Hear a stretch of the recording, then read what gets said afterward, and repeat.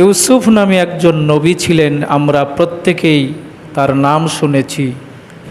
তার পিতার নাম ছিলেন ইয়াকুব আলাইহিস সালাতু ওয়াস সালাম, দাদার নাম ছিল ইসহাক আলাইহিস সালাতু ওয়াস সালাম, পরদাদার নাম ছিল ইব্রাহিম খলিলুল্লাহ, যার আলোচনা আমরা ইতিপূর্বে করেছি। ইউসুফ আলাইহিস সালাতু ওয়াস সালাম এমন একজন ব্যক্তি ছিলেন, এমন সম্মানিত ছিলেন, যেই সৌভাগ্যটা শুধু ইউসুফ আলাইহিস সালাতু ওয়াস সালামের জন্য হয়েছে, অন্য কোনো নবীর ভাগ্যে হয় নাই। বলুন আলহামদুলিল্লাহ। যিনি নিজে নবী ছিলেন, বাবা নবী ছিলেন, দাদা নবী ছিলেন, পরদাদা নবী ছিলেন, বলুন আলহামদুলিল্লাহ। এমন সৌভাগ্য কোনো ব্যক্তির জন্য হয় নাই। আল্লাহর রসুলকে জিজ্ঞেস করা হয়েছিল, সম্মানিত ব্যক্তি কে?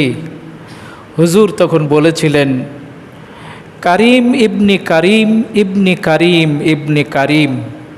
তিনি বলেছিলেন, সম্মানিত পুত্রের সম্মানিত সন্তান, সম্মানিত পুত্রের সম্মানিত পুত্র সম্মানিত, অর্থাৎ তারা ধারাবাহিকভাবে নবুয়তের সিলসিলা পেয়ে প্রত্যেকেই সম্মানিত হয়েছিলেন। বলুন আলহামদুলিল্লাহ।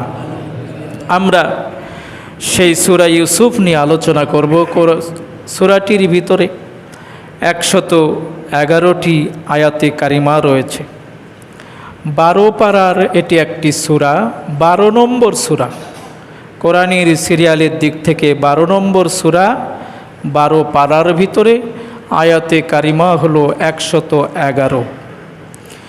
মজার বিষয় হলো, এই সূরাটির ভিতরে 2-3টি আয়াতে কারিমা বাদ দিয়ে বাকি সবগুলো আয়াতের ভিতরে ইউসুফ আলাইহিস সালাতু ওয়াস সালামের ধারাবাহিকভাবে তার জীবনী আলোচনা করা হয়েছে। বলুন আলহামদুলিল্লাহ। অন্যান্য নবীর বিষয়ে আল্লাহ রাব্বুল আলামিন কোরআনের বিভিন্ন জায়গায় খণ্ড খণ্ডভাবে আলোচনা করেছেন, কিন্তু ইউসুফ আলাইহিস সালাতু ওয়াস সালামের বিষয়ে আল্লাহ রাব্বুল আলামিন এই কোরআনের 3 নম্বর আয়াতে কারিমা থেকে শেষ পর্যন্ত তার জীবন চরিত নিয়ে আলোচনা করেছেন। বলুন সুবহানাল্লাহ। বিশ্ব নবীকে কাফেরেরা ঠকানোর জন্য বিভিন্ন প্রশ্ন করতেন, তার মুজিজা, তার নবুয়ত স্বীকার করে নিবে বলে বিভিন্ন কথা তারা বলতেন। কেউ খেজুরের বিচি নিয়ে এসে বলতো, মুহাম্মদ সত্য নবী হলে এটা রোপণ করে এই মুহূর্তে খেজুর গাছ যেন হয়ে যায়, খেজুর যেন জন্মে, আমাদেরকে দেখাও। আল্লাহর নবী খেজুরের বিচি নিয়ে মাটিতে রোপণ করে দিয়েছেন, গাছ হয়েছে, খেজুর হয়েছে। বলুন আলহামদুলিল্লাহ। কাফেরেরা বিভিন্ন প্রশ্ন করত। নবীজি যখন মেরাজ থেকে আসলেন, নবীজিকে কেমনি ঠকাবেন, কেমনি তাকে জব্দ করবেন, প্রশ্ন করলেন, মুহাম্মদ মেরাজে গিয়েছিলে ভালো, বাইতুল মুকাদ্দাসের জানালা কয়টা, দরজা কয়টা আমাদেরকে বলো। আল্লাহর নবী মেরাজে গিয়েছিলেন জানলা দরজা গোনার জন্য নয়, কিন্তু কাফেরেরা নবীকে জব্দ করার জন্য প্রশ্ন করেছেন। আল্লাহ রাব্বুল আলামিন সঙ্গে সঙ্গে বাইতুল মুকাদ্দাস জিবরাইলের মাধ্যমে তার সামনে তুলে ধরেছেন। বলুন সুবহানাল্লাহ। আল্লাহ রাব্বুল আলামিন তার হাবিবকে বিভিন্ন প্রশ্ন করেছে কাফেরেরা, প্রশ্নগুলোর জবাব তাকে দেওয়া হয়েছে। ইউসুফ সূরাটি মক্কায় অবতীর্ণ। মদিনার একটি দল মক্কায় এসে নবীজিকে প্রশ্ন করলেন, মুহাম্মদ তুমি যদি সত্য নবী হও, তাহলে এমন একজন নবীর ঘটনা আমাদেরকে শোনাও, যেই নবী সিরিয়া থেকে মিশরে হিজরত করেছিলেন। তার সন্তানের বিরাট একটি কাহিনী রয়েছে। সেই সকল ব্যক্তিরা এই কাহিনীটা তাওরাত, জাবুর, ইনজিলের ভিতরে এই ঘটনাটি তারা শুনেছিল, তারা জানে। কিন্তু আল্লাহর নবী তো উম্মে নবী, তিনি তো লেখাপড়াই জানতেন না, এই ঘটনাগুলো কেমনি জানবেন? কাফিরদের এই প্রশ্নের জবাবে আল্লাহ রাব্বুল আলামিন সূরা ইউসুফ নাজিল করে হযরতে ইউসুফ আলাইহিস সালাতু ওয়াস সালামের সমস্ত ঘটনাগুলো নবীজিকে জানায়া দেন। আল্লাহর নবী কাফিরদের কাছে সেই ঘটনাগুলো বর্ণনা করেন, বলুন সুবহানাল্লাহ। ইউসুফ আলাইহিস সালাতু ওয়াস সালামের এই পুরা ঘটনাটা কোরআনে কেন আনা হয়েছে? আমরা উপন্যাস পড়ি, বিভিন্ন ঘটনাবলী পড়ি, অশ্লীল উপন্যাসগুলো দুনিয়ার মানুষ পড়ে, যেগুলো মিথ্যা দিয়ে ভরপুর। ইউসুফ আলাইহিস সালাতু ওয়াস সালামের এই ঘটনাটি কোরআনে আল্লাহ রাব্বুল আলামিন বলেছেন আহসানুল কসাস, উত্তম ঘটনা। সুবহানাল্লাহ।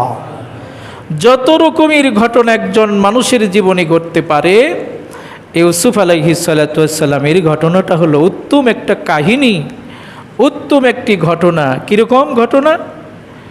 ঘটনাটার শুরু হয়েছে, কোরআন শুরু করেছেন, তিনি স্বপ্নে দেখেছেন 11টা নক্ষত্র দেখলেন, চন্দ্র দেখলেন, সূর্য দেখলেন, তাকে সেজদা করছেন। বাবার কাছে বর্ণনা করলেন, আব্বা আমি এই স্বপ্ন দেখেছি। বাবা উপদেশ দিলেন, ইউসুফ এই ঘটনাটা তোমার ভাইদের কাছে বলো না, তারা হিংসা করে তোমাকে মেরে ফেলবে। বাবার আশঙ্কা ছিল, ছোট্ট মানুষ, তিনি না বুঝে ভাইদের কাছে ঘটনাটা বলে ফেললেন। ভাইরা দেখলো যে আমাদের চাইতে ইউসুফ বাবার কাছে বেশি সম্মানিত, সুতরাং তাকে দুনিয়া থেকে বিদায় করে দিতে হবে। ভাইরা বাবার কাছ থেকে কৌশলে নিয়ে চলে গেলেন বিরাট একটা জঙ্গলে, মাঠে গিয়া ইউসুফকে কূপে ফেলে দিলেন। ইউসুফ আলাইহিস সালাতু ওয়াস সালাম কূপের ভিতর থেকে সওদাগরেরা তুলে নিয়ে গেল, মিশরের বাজারে তাকে বিক্রি করা হলো। আজিজে মিশর নামক অর্থমন্ত্রী তাকে ক্রয় করলেন, বাড়িতে নিয়ে গেলেন, তার স্ত্রীর সঙ্গে মিথ্যা অপবাদ দিয়ে ইউসুফ আলাইহিস সালাতু ওয়াস সালাম 7 বছর জেল খাটলেন। জেলের একজন সঙ্গী, 2 জন কারাগারের তার সঙ্গী স্বপ্নে দেখলেন। এই স্বপ্নের কথা বর্ণনা করা হলো রাজার কাছে। রাজা তার ব্যাখ্যা কে দিবেন এমন একজন ব্যক্তিকে খুঁজে বের করলেন। তিনি হলেন কারাগারে নির্দোষ বন্দী একজন ব্যক্তি, হযরতে ইউসুফ আলাইহিস সালাতু ওয়াস সালাম, বলুন সুবহানাল্লাহ। সেখান থেকে বের করে নিয়ে আসা হলো, তাকে রাজত্ব দান করা হলো। যেই ভাইয়েরা ইউসুফ আলাইহিস সালাতু ওয়াস সালামকে কূপের ভিতরে ফেলে দিয়েছিলেন, সেই ভাইয়েরা ভিক্ষার ঝুলি নিয়া ইউসুফ আলাইহিস সালাতু ওয়াস সালামের কাছে এসে খাবার চাইলেন। আল্লাহ রাব্বুল আলামিন দীর্ঘ 40 বছর পর ইউসুফ আলাইহিস সালাতু ওয়াস সালাম যে স্বপ্ন দেখেছিলেন তার বাস্তবায়ন হয়েছিল। এই পুরা ঘটনাটা ধারাবাহিকভাবে আল্লাহ রাব্বুল আলামিন সূরা ইউসুফের ভিতরে আলোচনা করেছেন, বলুন সুবহানাল্লাহ। এমন কোন নবীর ঘটনা আল্লাহ রাব্বুল আলামিন এমন ধারাবাহিকভাবে আলোচনা করেন নাই। এর প্রত্যেকটি আয়াতের কারিমার ভিতরে আমাদের জন্য, যারা প্রশ্ন করতে পারে তাদের জন্য শিক্ষণীয় বিষয় রয়েছে। ওই সকল ব্যক্তির জন্য যারা বিপদে পড়লে ঘাবড়িয়ে যায়, যাদের উপরে বিপদ আসলে হতাশাগ্রস্ত হয়, আল্লাহ রাব্বুল আলামিন এই সকল ব্যক্তিদেরকে সূরা ইউসুফের মাধ্যমে শিক্ষা দিতে চান। বান্দারে, ইউসুফ আলাইহিস সালাতু ওয়াস সালামের ঘটনাটি তুমি পড়ো, সূরা ইউসুফ সম্পূর্ণটা পড়ো। এটা একটা উপন্যাস, এটা একটা উত্তম কাহিনী, উত্তম কিচ্ছা আমি আল্লাহ রাব্বুল আলামিন তোমাদের জীবনে বর্ণনা করেছি। হযরতে ইউসুফের মতো জীবন কাহিনী তোমার জীবনেও নাও ঘটতে পারে, কিন্তু আমি আল্লাহ রাব্বুল আলামিন ইউসুফ আলাইহিস সালাতু ওয়াস সালামের ধৈর্যের বিনিময়ে মিশরের রাজত্ব শুধু দান করি নাই, তার বিরুদ্ধে ষড়যন্ত্রকারীদেরকে ভিক্ষার ঝুলি নিয়ে তার কাছে পাঠিয়ে দিয়েছিলাম, বলুন সুবহানাল্লাহ। আল্লাহ পাক সূরা ইউসুফ ধারাবাহিকভাবে আমাদের মাঝে আলোচনা করছেন। এই সূরাটির ফজিলত নবীজি বর্ণনা করেছেন। সূরা ইউসুফ তুমি নিজে শিখো, তোমার অধীনস্থদেরকে শিখাও।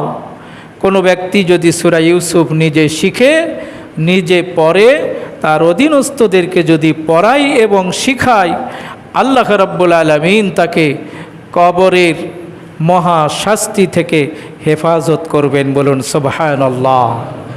আরও একটি বিষয় তাকে দান করবেন, সেটি হলো হিংসা তার অন্তর থেকে আল্লাহ রাব্বুল আলামিন দূর করে দিবেন, বলুন আলহামদুলিল্লাহ।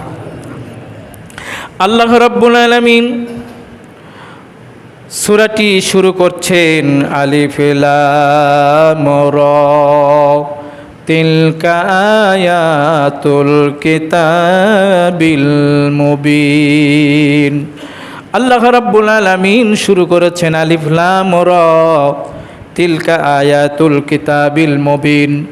আল্লাহ রাব্বুল আলামিন বলেন কোরআনের প্রত্যেকটি আয়াত সুস্পষ্ট, বলুন সুবহানাল্লাহ। স্পষ্ট, কোরআনের প্রত্যেকটি আয়াত সুস্পষ্ট করে বর্ণনা করা হয়েছে। ইন্না আনজালনাহু কুরআনান আরাবিয়্যা, আমি কোরআনকে অবতীর্ণ করেছি আরবি ভাষায়, লাআল্লাকুম তাকিলুন, সম্ভবত তোমরা যেন বুঝতে পারো। এই দুইটি আয়াতে কারিমা ঘটনার চেয়ে আলাদা, ব্যতিক্রম। ঘটনা বর্ণনা করা হচ্ছে ইউসুফ আলাইহিস সালাতু ওয়াস সালামের। এই দুইটি আয়াতে কারিমা দিয়ে আল্লাহ তাআলা আমাদেরকে কি বোঝাতে চান লক্ষ্য করুন। সূরাটি শুরু করা হয়েছে আলিফ লাম র দিয়ে। এগুলো হরুফে মুকাত্তাআত। কোরআনুল কারিমের 29টি সূরার শুরুতে আল্লাহ রাব্বুল আলামিন এগুলো বর্ণনা করেছেন, বলুন সুবহানাল্লাহ। এগুলোর অর্থ আমরা জানি না, এগুলোর অর্থ আমাদেরকে জানানো হয় নাই। এগুলো অর্থের পেছে মুসলমানদের লাগাও জরুরি নয়, ঠিক নয়। এগুলো আল্লাহ রাব্বুল আলামিন এবং তার হাবিবের বিষয়ের গোপন আলোচনা। আল্লাহ রাব্বুল আলামিন এবং তার হাবিব গোপন আলোচনা করেছেন সূরা 29টি সূরার শুরুতে আলিফ লাম র। আল্লাহ রাব্বুল আলামিন এরপরে বলছেন কোরআনের প্রত্যেকটি আয়াত সুস্পষ্ট, অর্থাৎ তোমাদের সামনে যেই ঘটনাগুলো বর্ণনা করা হবে এই ঘটনাগুলো সুস্পষ্টভাবে তোমাদের কাছে বর্ণনা করা হচ্ছে। আর কোরআনকে আমি আল্লাহ রাব্বুল আলামিন বর্ণনা করেছি আরবি ভাষায় তোমাদের হৃদয়ঙ্গম করার জন্য, বোঝার জন্য, বলুন আলহামদুলিল্লাহ। কোরআনুল কারীম যাদের উপরে অবতীর্ণ হয়েছিল তারা ছিল আরবি ভাষী, তারা ছিল আরবি ভাষায় তারা কথা বলতো। কোরআন যদি অন্য ভাষায় বর্ণনা করা হতো, অবতীর্ণ করা হতো, তারা কোরআন বুঝতো না, তারা কোরআন জানতো না। ইউসুফ আলাইহিস সালাতু ওয়াস সালামের বিষয়ে যারা জানতে এসেছিলেন তারাও ছিল আরবি ভাষায়। আল্লাহ রাব্বুল আলামিন বলেন কোরআন আমি অবতীর্ণ করেছি তারা যেন বুঝতে পারে, তারা যেন জানতে পারে। ওয়ায়াসসারুনাল কুরআন, আল্লাহ বলেন আমি কোরআনকে সকলের জন্য সহজ করে দিয়েছি। আমরা বাংলায় কথা বলি, আমেরিকার লোকেরা ইংরেজিতে কথা বলে, ভারতের লোকেরা হিন্দিতে কথা বলে, কিন্তু আরবি ভাষা কোরআনের ভাষা এমন একটি ভাষা প্রত্যেকটি মানুষের মাতৃভাষা আরবি না হলেও সকলের জন্য কোরআন আল্লাহ সহজ করে দিয়েছেন, বলুন সুবহানাল্লাহ। সহজ করে দিয়েছেন। কোরআনের মতো সাবলীল শব্দ, ছন্দাবলী, ব্যাকরণের মিল আর কোনো কিতাবের ভিতরে আপনি পাবেন না। আর রহমান আল্লামাল কোরআন খলাকাল ইনসান, সুন্দর করে আল্লাহ রাব্বুল আলামিন ধারাবাহিক মিল করেছেন। এই কোরআন 7 বছরের একটি সন্তান আপনাকে আমাকে শুরু থেকে শেষ পর্যন্ত মুখস্থ করে শোনাবে। কোরআনের ভাষা আপনি যত তাড়াতাড়ি পড়তে পারবেন, অন্য কোনো ভাষা এত তাড়াতাড়ি পড়া যায় না। কোরআনের ভাষা শুনতে যত মাধুর্য লাগে অন্য কোনো ভাষায় এত মাধুর্য নাই, বলুন আলহামদুলিল্লাহ। আল্লাহ বলেন তাদের বিপরীত ভাষায় যদি আমি কোরআন অবতীর্ণ করতাম তারা বলতো এমন ভাষায় কোরআন অবতীর্ণ হয়েছে যেই ভাষাটা আমরা জানি না, আমরা বুঝি না। আল্লাহ রাব্বুল আলামিন বলেন এজন্য আমি কোরআনকে আরবি ভাষায় অবতীর্ণ করে দিয়েছি। আল্লাহর নবী বলেন তিন কারণেই আমি আরবিকে ভালোবাসি, আরবিকে মহব্বত করি। এক নাম্বার কারণ হলো আমি নবীর ভাষা আরবি, দুই নাম্বার কোরআনের ভাষা আরবি, তিন নাম্বার কবরের ভাষা হবে আরবি। কবরে আমাকে আপনাকে সোয়াল জবাব করা হবে আরবিতে। একজন বাঙালি আরবি বোঝে না, আরবি বোঝে না, জানি না, কখনো ব্যাকরণ বোঝে নাই।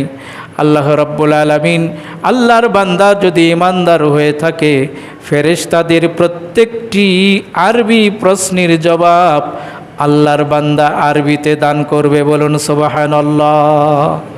কোরআন অবতীর্ণ হওয়ার সঙ্গে সঙ্গে অন্যান্য আসমানি কিতাবগুলো আল্লাহ রাব্বুল আলামিন মানসুখ করে দিয়েছেন, রহিত করে দিয়েছেন।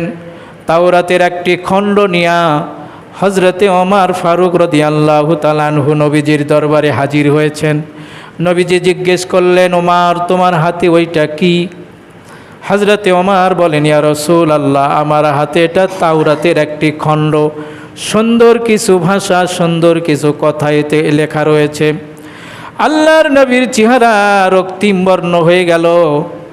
হুজুর ওমরকে ডেকে বললেন, ওমর, যেই তাওরাতের খণ্ড লিপি নিয়ে তুমি আমার দরবারে হাজির হয়েছ, এই তাওরাত যার উপরে অবতীর্ণ হয়েছে যেই মুসা নবী, তিনি যদি এখন থাকতেন আমার উপরে ঈমান আনা তার জন্য জরুরি হয়ে যেত। বলুন সুবহানাল্লাহ। কোরআন অবতীর্ণ হওয়ার সাথে সাথে সমস্ত গ্রন্থকে আল্লাহ রাব্বুল আলামিন রহিত করে দিয়েছেন। আল্লাহ বলেন, আমি কোরআনকে অবতীর্ণ করেছি আরবি ভাষায় তোমাদের বোঝার জন্য, জানার জন্য। এরপরে আল্লাহ রাব্বুল আলামিন বলছেন, নাহনু নাকুসু আলাইকা আহসানাল কসসি বিমা আওহাইনা ইলাইকা হাযাল কুরআন। আল্লাহ রাব্বুল আলামিন বলেন, আমি আপনার কাছে বর্ণনা করছি উত্তম একটি ঘটনা, যেটা ওহির মাধ্যমে, এই কোরআনের মাধ্যমে আমি আপনাকে জানাইয়া দিব। লোকেরা আপনাকে জব্দ করার জন্য এসেছে। হযরত ইউসুফ আলাইহিস সালাতু ওয়াস সালাম এবং ইয়াকুব আলাইহিস সালাতু ওয়াস সালামের ঘটনা শুনতে চায়, জানতে চায়। আল্লাহ রাব্বুল আলামিন বলেন, ওয়া ইন কুনতা মিন ক্বাবলিহি লামিনাল গাফিলিন। আপনি এই ঘটনাটা সম্পর্কে অবহিত ছিলেন না।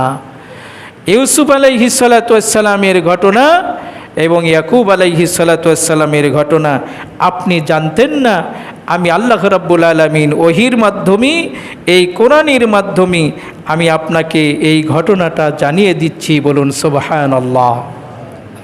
আল্লাহ রাব্বুল আলামিন বলছেন, وَإِذْ قَالَ يُوسُفُ لِأَبِيهِ يَا أَبَتِ إِنِّي رَأَيْتُ أَحَدَ عَشَرَ كَوْكَبًا وَالشَّمْسَ وَالْقَمَرَ رَأَيْتُهُمْ لِي سَاجِدِينَ। আল্লাহ রাব্বুল আলামিন বলেন, ইউসুফ আলাইহিস সালাতু ওয়াস সালাম যখন বাবাকে ডেকে বললেন, হে আমার পিতা, আমি স্বপ্নে দেখেছি 11টি নক্ষত্র, ওয়াশ-শামসা ওয়াল কমার, চন্দ্র এবং সূর্য আমি দেখেছি। এই চন্দ্র এবং সূর্যগুলো রাআইতুহুম লিসাজিদিন, আমাকে সেজদা করছে। ইউসুফ আলাইহিস সালাতু ওয়াস সালামের ভাই ছিল 11টা, তিনি সহ হযরতে ইউসুফ ইয়াকুব আলাইহিস সালাতু ওয়াস সালামের সন্তান ছিলেন সর্বমোট 12 জন। প্রথম পক্ষের ছিলেন হযরতে ইউসুফ এবং ইয়ামিন। এদের মা যখন মারা যায়, ইয়াকুব আলাইহিস সালাতু ওয়াস সালাম তার খালাকে বিয়ে করেছিলেন। এই খালার বংশের সন্তান ছিল 10টা। ইউসুফ আলাইহিস সালাতু ওয়াস সালামের ভাই ছিলেন সর্বমোট তারা 12 জন। আল্লাহ রাব্বুল আলামিন এই 11 জনকে নক্ষত্র হিসাবে তাকে দেখিয়েছেন, বাবা মাকে চন্দ্র হিসাবে দেখিয়েছেন। তিনি স্বপ্নে দেখলেন 11 জন নক্ষত্র এবং বাবা এবং মা তাকে সেজদা করছে। আল্লাহ রাব্বুল আলামিন তার এই স্বপ্নকে বাস্তবায়ন করতে সময় নিয়েছিলেন 40 বছর। বলুন সুবহানাল্লাহ। মিশরে দুর্ভিক্ষ। ইউসুফ আলাইহিস সালাতু ওয়াস সালাম বিভিন্ন ঘটনাবলীর পরে মিশরের তিনি সম্রাট, মিশরের তিনি বাদশাহ, আল্লাহ রাব্বুল আলামিন তাকে নিযুক্ত করেছেন। 12 বছরের 6 বছর খুব ভালো চলেছে, 6 বছরের দুর্ভিক্ষ। এই 6 বছরের দুর্ভিক্ষের সময় আল্লাহ রাব্বুল আলামিন ইউসুফ আলাইহিস সালাতু ওয়াস সালামের এই নক্ষত্রের 11টি ভাই ভিক্ষার ঝুলি নিয়া এবং তার বাবা মা সহ ইউসুফ আলাইহিস সালাতু ওয়াস সালামের রাজ দরবারে গিয়ে তাকে সেজদা করে এই স্বপ্নটা তার জীবনে বাস্তবায়ন হয়েছিল। বলুন আলহামদুলিল্লাহ। আমরাও স্বপ্ন দেখি, আমাদের জীবনেও আমরা স্বপ্নে অনেক কিছু দেখি। আল্লাহর রসুল স্বপ্নকে নবুয়তের 46 ভাগের কোনো হাদিসে 40 ভাগের 1 ভাগ বলেছেন। বলুন আলহামদুলিল্লাহ। তাফসিরে ইবনে কাসিরের ভিতরে বলা হয়েছে স্বপ্ন 3 রকমের হয়ে থাকে। 1 নম্বর স্বপ্ন হলো শয়তানি স্বপ্ন, শয়তান আমাদেরকে দেখায়, দুষ্ট জিনিরা আপনাদেরকে দেখায়। দুষ্ট জিনিরা কেমনি দেখায়? দুষ্ট জিনিরা ঘুমের ঘরে আমাদের কানে কানে ফিস ফিস করে অনেক কিছু বলে। আমরা সকালে উঠে অনেক কিছু মনে করি যে আমরা হয়তো স্বপ্ন দেখলাম। নবীজি বলেছেন এটি হলো শয়তানি স্বপ্ন। 2 নম্বর স্বপ্ন হলো আমরা দিনের বেলায় যা কিছু দেখি, যা কিছু করি, ঘুমের ঘরে আমরা অনেক সময় এইগুলো দেখে ফেলি। দেখবেন ছোট্ট বাচ্চারা ঘুমের ঘরে এই মার মার, এই দিকে আয়, অর্থাৎ দিনের বেলা ফুটবল খেলেছে, দিনের বেলায় হাডুডুডু খেলেছে, ঘুমের ঘরে ওই কথাগুলো আবৃত্তি করে। 3 নম্বর নবীজি বলেছেন স্বপ্ন সত্য। স্বপ্ন অনেক সময় অনেক মানুষগুলো ইলহামের মাধ্যমে অনেক স্বপ্নগুলো দেখে। বলুন সুবহানাল্লাহ। আল্লাহর নবী বলেন লা ইয়াবকি মিনান নবুওয়াতি ইল্লাল মুবাশশিরাত।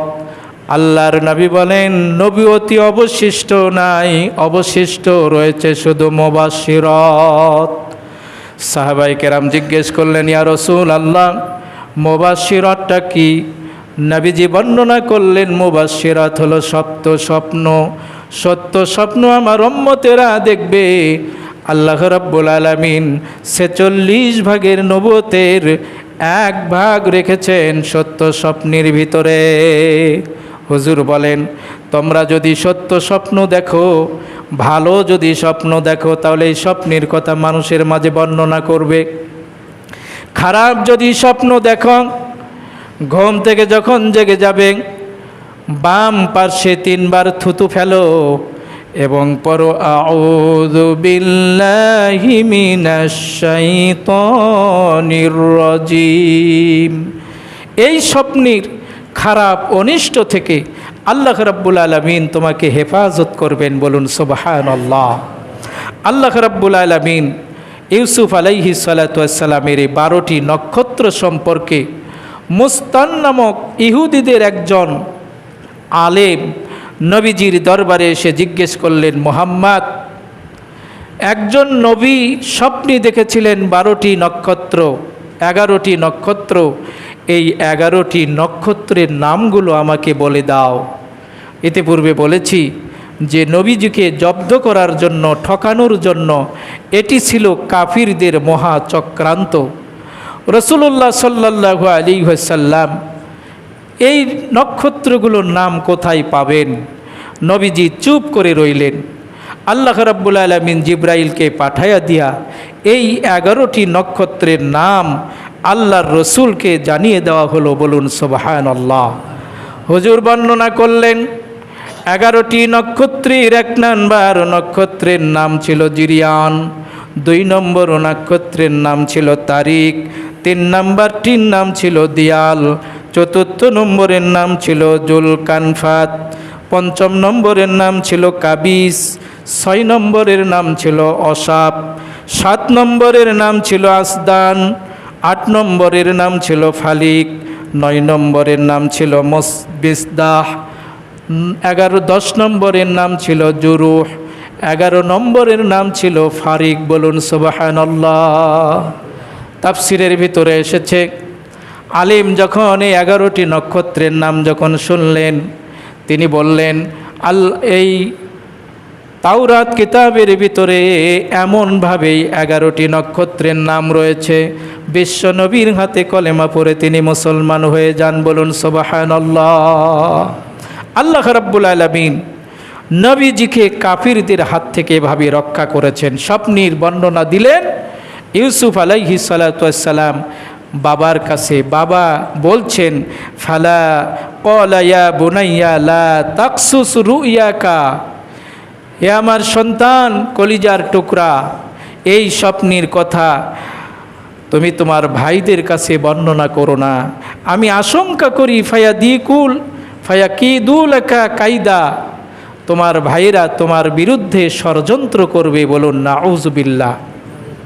ছোট্ট মানুষ বর্ণনা করে দিলেন স্বপ্নের কথা। এখান থেকে আমাদের জন্য শিক্ষণীয় বিষয় হলো, স্বপ্নের কথা শুভাকাঙ্ক্ষী ছাড়া অন্য কাউকে বলা ঠিক নয়। আরও আমাদের জন্য শিক্ষণীয় বিষয় হলো, আমাদের পিতামাতা, গুরুজন, শিক্ষক মণ্ডলী, আমাদের যারা শুভাকাঙ্ক্ষী, এরা যদি কোনো সৎ উপদেশ দেয়, বিশেষ করে বাবা মার কথা সন্তানের জন্য শিরোধার্য। বলুন আলহামদুলিল্লাহ। আল্লাহর নবী স্বপ্নের কথা বলতে নিষেধ করেছেন। কখনো কখনো আল্লাহর নবী ভালো কিছু স্বপ্ন সাহাবায়ে কেরামদের মাঝে বর্ণনা করতেন। ফজরের নামাজের পরে ইমাম সাহেব মুসল্লিদের দিক হয়ে ফিরতে হয়, আমরা ফিরি। আল্লাহর রসুলের সুন্নাত, নবীজি ফজর পরে সাহাবায়ে কেরামদের দিকে ফিরতেন আর সাহাবায়ে কেরামদেরকে জিজ্ঞেস করতেন, তোমরা আজকে কে কি স্বপ্ন দেখেছ? সাহাবায়ে কেরাম কোনো স্বপ্নের কথা বললে আল্লাহর নবী তাদেরকে সেই স্বপ্নের ব্যাখ্যা করে দিতেন। সাহাবায়ে কেরামগণ যেদিন স্বপ্ন না দেখত, আল্লাহর রসুল কোনো স্বপ্ন দেখলে সেই স্বপ্নের কথা তাদের মাঝে বর্ণনা করতেন। বলুন সুবহানাল্লাহ। আল্লাহর হাবিব একদিন সাহাবায়ে কেরামদেরকে বললেন, সাহাবারা, আমি আজকে স্বপ্নে দেখেছি আমার তরবারি জুলকারাক এটা ভেঙ্গে গিয়েছে, আহত হয়েছে। আল্লাহর নবী বললেন, আরও আমি স্বপ্নে দেখলাম একটা পশু জবহ করে হয়ে যাচ্ছে, আমার তরবারি ভেঙ্গে চুরমার, আর একটা পশুকে আমি জবহ হতে দেখলাম। নবীজি বললেন, এর ব্যাখ্যা হলো, পরবর্তীতে নবীজি উহুদের প্রান্তরে এই স্বপ্নের বাস্তবায়ন দেখেছিলেন। আল্লাহর নবীর 2খানা দান্দান মোবারক উহুদের প্রান্তরে শহীদ হয়েছিল। নবীজির সবচাইতে আপনজন, সবচাইতে শ্রদ্ধাভাজন চাচা আমির হামজা উহুদের প্রান্তরে শহীদ হয়েছিলেন। বলুন সুবহানাল্লাহ। বুঝাতে চাচ্ছিলাম, স্বপ্নের কথা নবীজি কখনো বলেছেন, শুভাকাঙ্ক্ষী ছাড়া বলতে নিষেধ করেছেন। এখান থেকে একটি মাসলা হলো, ইয়াকুব আলাইহিস সালাতু ওয়াস সালাম সন্তানকে বললেন, ভাইদের কাছে তুমি এই কথা বলো না। এখান থেকে ওলামায়ে কেরামগণ মাসলা নিয়েছেন, আপনি যদি কারু অনিষ্ট খারাপ জানেন যে অমুক অমুকের বাড়িতে চুরি করবে, অমুক অমুকের ক্ষতি করবে, এটা যদি জানেন, তাহলে আগেই যার ক্ষতি করার সম্ভাবনা রয়েছে তাকে যদি আপনি সতর্ক করে দেন যে অমুক কিন্তু তোমার ক্ষতি করার জন্য চেষ্টা করছে, অমুক তোমার বাড়িতে চুরি করার চেষ্টা করছে, তাহলে এটা গীবতের অন্তর্ভুক্ত হবে না। বলুন সুবহানাল্লাহ। বোঝা গেল, কেউ কারু ক্ষতি করতে চাইলে এ ব্যাপারে কাউকে সতর্ক করা এটা গীবতের পর্যায়ে যাবে না। আল্লাহ রাব্বুল আলামিন ইউসুফ আলাইহিস সালাতু ওয়াস সালামের এই ঘটনাটা সূরা ইউসুফের ভিতরে ধারাবাহিক আলোচনা করেছেন।